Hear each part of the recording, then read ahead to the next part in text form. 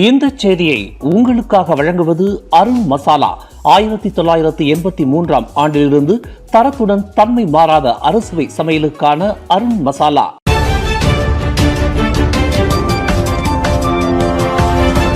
வணக்கம். திசைகளின் ஒரு மணி செய்திகள்.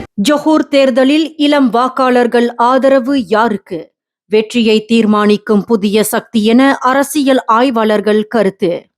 ஜொஹூர் மாநிலத்தின் 16வது சட்டமன்ற தேர்தலில் இளம் மற்றும் முதல் முறையாக வாக்களிக்கும் வாக்காளர்கள் கடுமையான போட்டி நிலவும் தொகுதிகளில் முடிவை நிர்ணயிக்கும் முக்கிய சக்தியாக உருவெடுக்கப்படுவார்கள் என அரசியல் ஆய்வாளர்கள் தெரிவித்துள்ளனர். உண்டிலா பன்பிளாஸ் திட்டம் மற்றும் தானியங்கி வாக்காளர் பதிவு நடைமுறை அமல்படுத்தப்பட்டதை தொடர்ந்து தகுதியான புதிய வாக்காளர்களின் எண்ணிக்கை கணிசமாக அதிகரித்துள்ளதாகவும் அவர்கள் குறிப்பிட்டுள்ளனர். குறிப்பாக கடும் போட்டி நிலவும் தொகுதிகளில் இந்த இளம் வாக்காளர்கள் கிங் மேக்கராக மாறக்கூடும் என்றும் எதிர்பார்க்கப்படுகின்றது.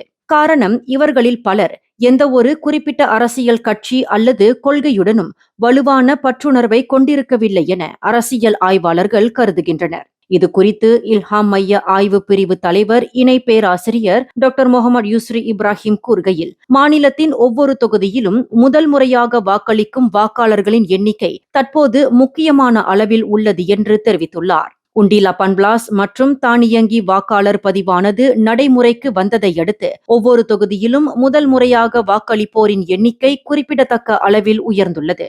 குறிப்பாக குறைந்த வாக்கு வித்தியாசத்தில் வெற்றி தீர்மானிக்கப்படும் தொகுதிகளில் இவர்களின் வாக்கு விருப்பமே இறுதி வெற்றியாளரை தீர்மானிக்கக்கூடும் என்றும் அவர் இன்று வெளியிட்டுள்ள அறிக்கை ஒன்றில் குறிப்பிட்டுள்ளார். தேர்தல் ஆணையத்தின் புள்ளி விவரங்களின்படி ஜொஹூர் மாநிலத்தில் பதிவு செய்யப்பட்ட வாக்காளர்களில் 40 வயதிற்குட்பட்டோர் 12.9 லட்சத்துக்கும் அதிகமாக உள்ளனர். அவர்களில் 30 முதல் 39 வயதிற்குட்பட்டோர் 5,87,888 பேரும், 21 முதல் 29 வயதுக்குட்பட்டோர் 5,44,657 பேரும், 18 முதல் 20 வயதிற்குட்பட்டோர் 1,65,386 பேரும் உள்ளனர். இந்நிலையில் 16வது ஜொஹூர் மாநில தேர்தலானது வரும் ஜூலை 11ஆம் தேதி நடைபெறவுள்ள நிலையில் இதற்கான முன்கூட்டியே வாக்குப்பதிவு வரும் ஜூலை 7ஆம் தேதி நடைபெற உள்ளது குறிப்பிடத்தக்கது. ஜொஹூர் மாநில தேர்தல் தொடர்பாக கடந்த சனிக்கிழமை நடைபெற்ற வேட்புமனு தாக்கல் நாளிலிருந்து நேற்று இரவு 11:59 மணி வரை மொத்தம் 7 புகார்கள் பெறப்பட்டுள்ளதாக ஜொஹூர் மாநில போலீஸ் தெரிவித்துள்ளது. இதுகுறித்து அம்மாநில போலீஸ் தலைவர் டாக்டர் அப்துல் ரஹ்மான் அர்சாட் கூறுகையில், பெறப்பட்ட 7 புகார்களில் பல்வேறு குற்றச்சாட்டுகள் தொடர்பாக 3 விசாரணை ஆவணங்கள் திறக்கப்பட்டுள்ளதாக குறிப்பிட்டுள்ளார். மேலும் தேர்தல் காலம் முழுவதும் சட்டம் ஒழுங்கை உறுதிப்படுத்த காவல்துறை தொடர்ந்து கண்காணிப்பு மற்றும் தேவையான நடவடிக்கைகளை மேற்கொண்டு வருவதாகவும் அவர் தெரிவித்துள்ளார். குற்றவியல் சட்டம் பிரிவு 435 கீழ் நெருப்பு அல்லது வெடிபொருட்களை பயன்படுத்தி சேதம் விளைவித்த குற்றத்திற்காக வழக்கு ஒன்று பதிவு செய்யப்பட்டுள்ளதாக குறிப்பிட்டுள்ளார். மேலும் மற்றொரு வழக்கானது குற்றவியல் சட்டம் பிரிவு 427 கீழ் சொத்து சேதம் விளைவித்த குற்றச்சாட்டின் பேரில் விசாரணைக்கு உட்படுத்தப்பட்டு வருவதாகவும் அவர் தெரிவித்துள்ளார். அதேவேளையில் மேலும் ஒரு வழக்கானது 1948ஆம் ஆண்டின் தேச நிந்தனை சட்டம் பிரிவு 4(1) மற்றும் 1998ஆம் ஆண்டின் தகவல் தொடர்பு மற்றும் பல்லூடக சட்டம் பிரிவு 233 ஆகியவற்றின் கீழ் விசாரணை ஆவணங்கள் திறக்கப்பட்டுள்ளதாகவும் அவர் தெரிவித்துள்ளார். சரவா மாநில சட்டமன்றத்தில் புதிதாக 17 தொகுதிகளை சேர்க்கும் முன்மொழிவுக்கு நாடாளுமன்றத்தின் ஒப்புதலை பெறுவதில் ஏற்பட்டுள்ள தாமதம் குறித்து அம்மாநில ஜிபிஎஸ் கூட்டணியை சேர்ந்த தலைவர்களில் ஒருவரான அப்துல் கரீம் ரஹ்மான் ஹம்சா விமர்சித்துள்ளார். பக்காசா பூமி புத்திர புர்சத்து கட்சியின் தகவல் பிரிவு தலைவரான அவர், இந்த முன்மொழிவு மாநில சட்டமன்ற தொகுதிகளை மட்டுமே உள்ளடக்கியது என்பதால் நாடாளுமன்ற தொகுதிகளில் எந்த மாற்றமும் தேவையில்லை என்றும் அதற்கு நாடாளுமன்றத்தின் ஒப்புதல் மட்டுமே போதுமானது என்றும் தெரிவித்துள்ளார். மேலும் கடந்த ஆண்டு ஜூலை மாதம் சரவா மாநில சட்டமன்றத்தில் இந்த தீர்மானம் ஒருமனதாக நிறைவேற்றப்பட்டதாக குறிப்பிட்டுள்ள அவர், அதன் பின்னர் நாடாளுமன்றம் 3 முறை கூட்டப்பட்ட போதிலும் இதுவரை அந்த முன்மொழிவுக்கு ஒப்புதல் பெறப்படாதது ஏமாற்றம் அளிப்பதாக விமர்சித்துள்ளார். அதேவேளையில் இவ்வாண்டு இறுதிக்குள் சரவா மாநில தேர்தல் நடைபெறும் என எதிர்பார்க்கப்படுவதால் இந்த முன்மொழிவுக்கு நாடாளுமன்ற ஒப்புதல் பெறுவதற்கான கால அவகாசம் தற்போது மிகவும் குறுகியதாக இருப்பதாக அப்துல் கரீம் குறிப்பிட்டுள்ளார். எனவே புதிய 17 மாநில சட்டமன்ற தொகுதிகளை உருவாக்கும் திட்டத்திற்கு விரைவில் நாடாளுமன்றத்தின் ஒப்புதலை பெற நடவடிக்கை எடுக்கப்பட வேண்டும் என்றும் அவர் வலியுறுத்தியுள்ளார்.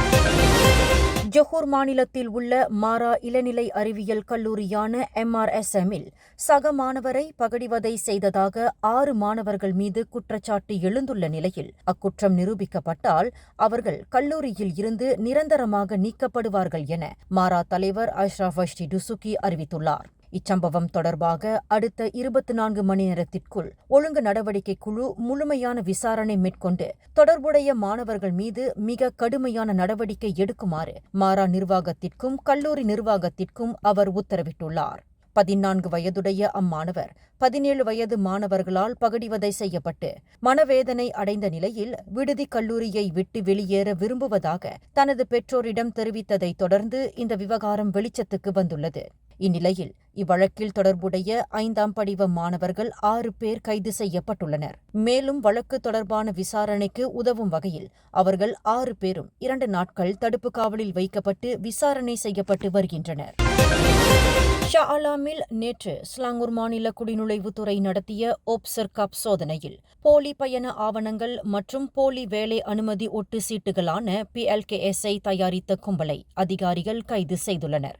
இந்நடவடிக்கையில் முக்கிய சந்தேக நபரான இந்திய நாட்டை சேர்ந்த பெண் ஒருவர் கைது செய்யப்பட்டதாக குடிநுழைவுத்துறை துணை இயக்குநர் குசைரி கமருடின் தெரிவித்துள்ளார். மேலும் இந்தியா, வங்காளதேசம் மற்றும் இலங்கையைச் சேர்ந்த 12 வெளிநாட்டினர்கள் பிடிபட்டுள்ளதாக அவர் குறிப்பிட்டுள்ளார். இக்கும்பலானது வெளிநாட்டவர்களை KLIA அனைத்துலக விமான நிலையம் வழியாக நாட்டிற்குள் அழைத்து வந்து கில்லானில் உள்ள மறைவிடத்தில் 1 அல்லது 2 வாரங்கள் தங்க வைத்து போலி ஆவணங்கள் தயாரித்துக் கொடுத்தது விசாரணையில் தெரியவந்துள்ளது. தற்போது கும்பலின் முழு வலையமைப்பை கண்டறிய தீவிர விசாரணை நடைபெற்று வருகின்றது. கிளாந்தான் மாநிலம் தும்பாட் கம்போங் புனோஹான் பகுதியில் வனவிலங்குகள் மற்றும் தேசிய பூங்காக்கள் துறையான பொர்ஹிலேத்தான் நடத்திய அதிரடி சோதனையில் சுமார் 20,000 ரிங்கிட் மதிப்புள்ள அரிய வகை சிவப்பு நிற கழுகு உள்ளிட்ட பாதுகாக்கப்பட்ட வனவிலங்குகள் பறிமுதல் செய்யப்பட்டன. இந்த நடவடிக்கையில் 18 வயது இளைஞர் ஒருவர் கைது செய்யப்பட்டதுடன் அவரிடம் இருந்து அரிய வகை சிவப்பு நிற கழுகு, 4 ருவாக் பறவைகள், ஓர் ஆந்தை, மூசாங் பண்டான் என்றழைக்கப்படும் நரிகள் 2 மற்றும் 5 கூண்டுகள் உள்ளிட்ட மொத்தம் 48,500 ரிங்கிட் மதிப்பிலான பொருட்களை அதிகாரிகள் கைப்பற்றியுள்ளனர். பாதுகாக்கப்பட்ட விலங்குகளை வளர்ப்பதற்கான முறையான உரிமம் அல்லது அனுமதி பத்திரம் இல்லாததால் சந்தேக நபர் மேலதிக விசாரணைக்காக கைது செய்யப்பட்டார். இந்த வழக்கானது 2010ஆம் ஆண்டு வனவிலங்கு பாதுகாப்பு சட்டம் பிரிவு 60 கீழ் விசாரணை செய்யப்பட்டு வருகின்றது.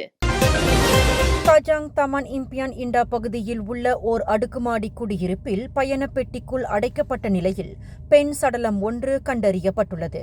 அந்த அடுக்குமாடி குடியிருப்பின் 3வது மாடியில் வசிப்பவர்கள் வீடு ஒன்றிலிருந்து துர்நாற்றம் வீசுவதை தொடர்ந்து நேற்று மாலை 7 மணியளவில் போலீசாருக்கு தகவல் தெரிவித்ததாக கூறப்படுகின்றது.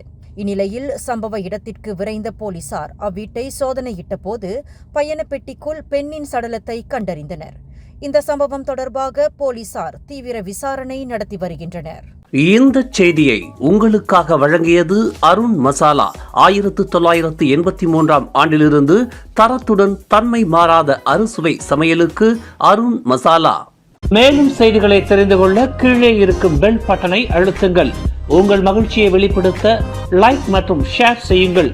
தொடர்ந்து திசைகளோடு இணைந்திருக்க சப்ஸ்கிரைப் செய்யுங்கள்.